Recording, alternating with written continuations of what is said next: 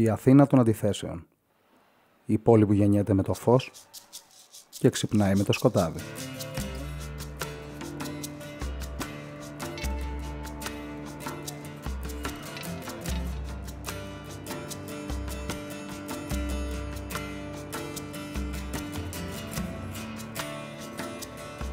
Αξίες που χάνονται, νέοι σε απόγνωση, προπαγάνδα και καταπιεσμένος θυμός. Αυτό είναι το νέο status quo.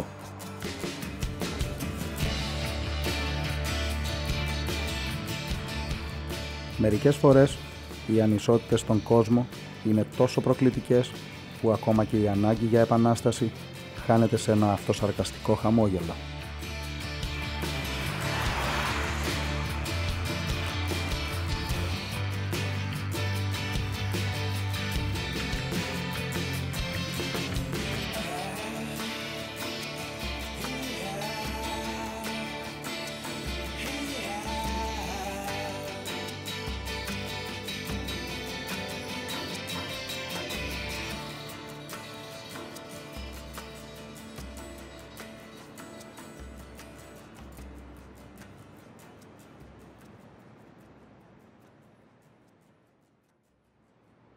Εδώ το πνεύμα του τόπου, όσο και αν απολαμβάνει μια μακρόπνοη ιστορία, όσο και αν έχει δοκιμαστεί, έβρισκε τον τρόπο να επιβιώνει και να εμπνέει τους κατοίκους της.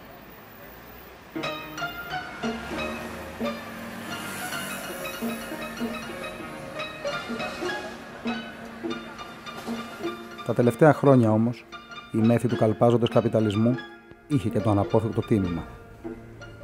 Ο άκρατος καταναλωτισμός, οι επιδερμικές προσδοκίες, η αδιφαγία της μεγαλοαστικής τάξης οδήγησαν τη χώρα στο χείλος του γκρεμού.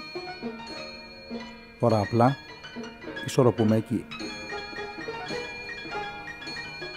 Σε αυτό το ομιχλώδες τοπίο ανέτειλε η ανάγκη για αντίσταση, για ένα κάλεσμα.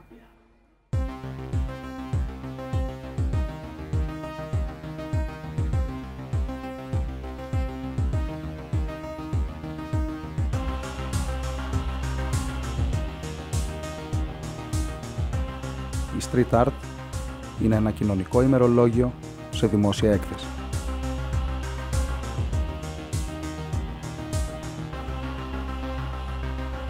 Τα υλικά είναι απλά και τα πιο φθηνά της αγοράς.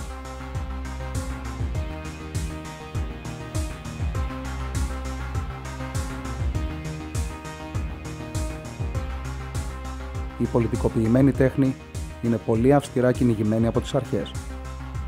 Τα μέρη που επιλέγονται είναι στις περίεργες πλευρές της πόλης. Εκεί υπάρχει ελευθερία έκφρασης στην τέχνη του δρόμου.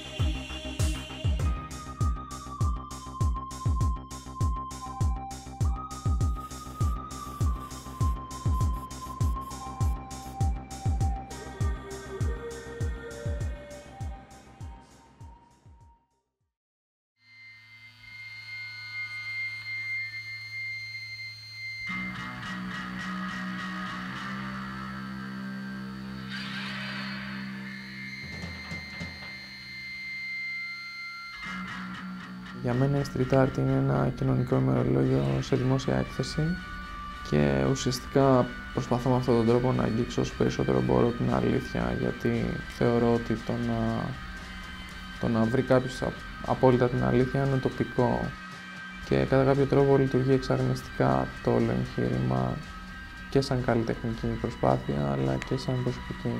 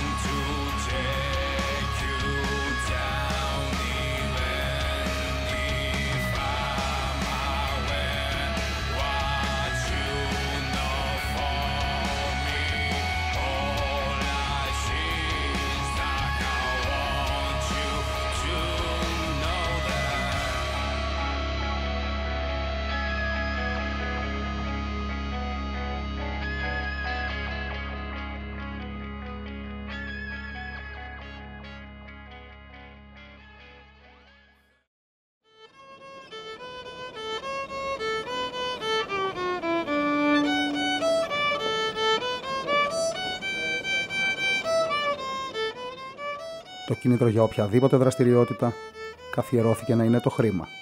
Το κίνητρο τελικά δεν ήταν ποτέ ο άνθρωπος. Στον καπιταλισμό ο άνθρωπος έχει μάθει να σκέφτεται με όρους ισοδυναμίας, υποτάσσοντας ολόκληρη τη ζωή του στον νόμο να δίνει λιγότερα από όσα παίρνει ως αντάλλαγμα.